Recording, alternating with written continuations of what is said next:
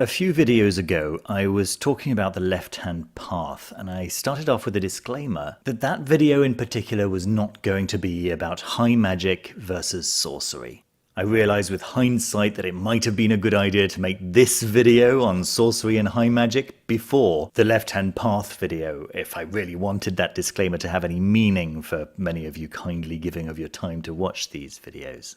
So let me make amends with this introduction to the distinctions that should be made, some basic, some more subtle, between high magic and sorcery. Just to clarify my suggestion that the conversation on left-hand and right-hand paths is almost, if not entirely, unrelated. The names high magic and sorcery really don't help in this respect, and the fact that some circles call sorcery low magic probably makes things even worse. I mean, what is going to sound more like the opposite of high magic than low magic?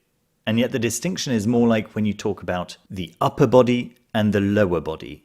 Nobody's pitting those two against each other. Nobody's suggesting you pick a camp like, ooh, you like having a rib cage? Better not get used to that pelvis. There's a war on, haven't you heard? Those lower bodyists walking around like they own the place. What's the world coming to? Obviously, this scenario makes no sense. Both halves of the body have their own function, and one half of the body is no more nor less essential than the other.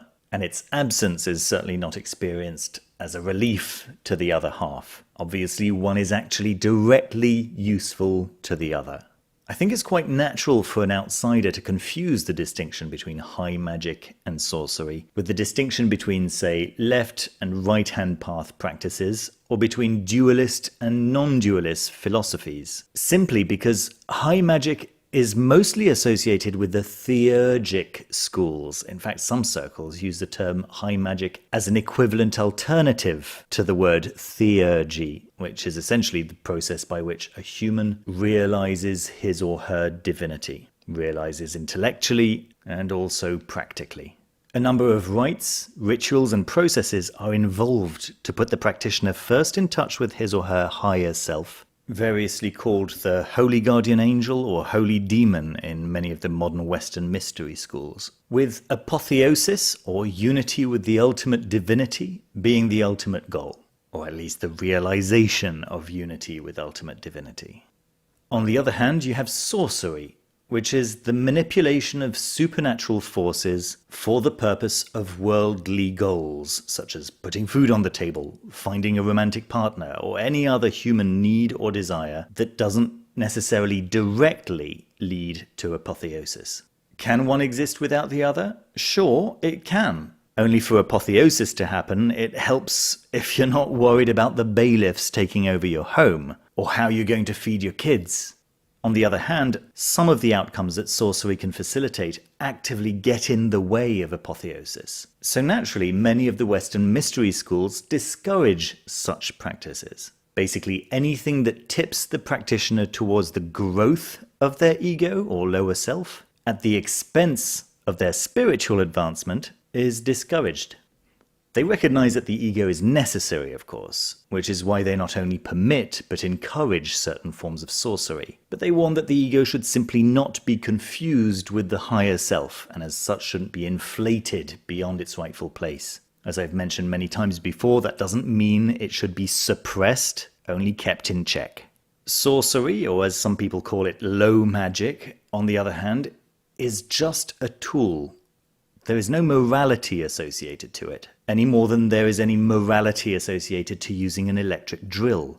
A moral or an immoral person can both use a power drill, and Black & Decker definitely have no mention of the concepts of good and evil in their user manuals.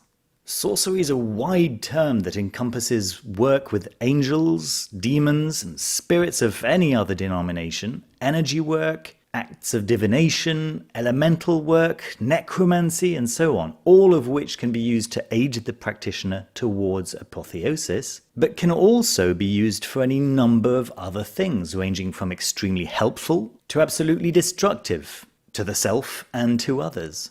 So to resume, you could say that high magic practitioners actually use a lot, but not necessarily all of, sorcery, and people who identify as sorcerers specifically tend to be, but are not necessarily, wary of high magic. They see sorcery as an end in itself, and I often see sorcerers who are even resentful of high magic practitioners for adding this moral dimension to the craft. To me, it doesn't seem so much as an addition of a moral dimension as much as it is a selective use of a power tool that is simply being handled with the kind of caution that such a power tool calls for.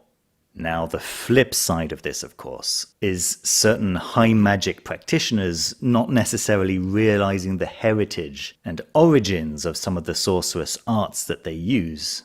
And while I don't see anything wrong with using a process that works, we do have to be aware that appropriation, so in other words, taking in other cultures' practices, changing them, and claiming they were ours the whole time, and that this is the way they were supposed to be performed, well, I think we're generally as a society slowly coming to an understanding that that's not a good look.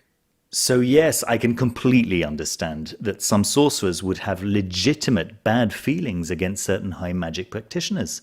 But I'm sure we can differentiate between bad manners and the cancellation of humanity's natural reach towards divinity by association. Well, I hope so anyway. Even if that reach isn't at the top of everyone's to-do list. It doesn't have to be to admit that it is at the top of some people's, and has been for as long as we can collectively remember. That reach isn't illegitimate, it's not unnatural, and if some people can empower that reach with the power tool that is sorcery, well then surely that's like empowering a horse-driven cart with technology originally designed for boiling potatoes or brewing tea. Bring the two together and you have a steam engine. But that shouldn't stop anyone from still enjoying a stew and a nice cup of Earl Grey. There's a terrific book by P.T. Misselberger on the topic of high magic and sorcery and the healthy balance that can be found between the two. The Dancing Sorcerer is a book that I've already reviewed, so you can definitely check out my video linked in the description if you're interested in reading more on this topic.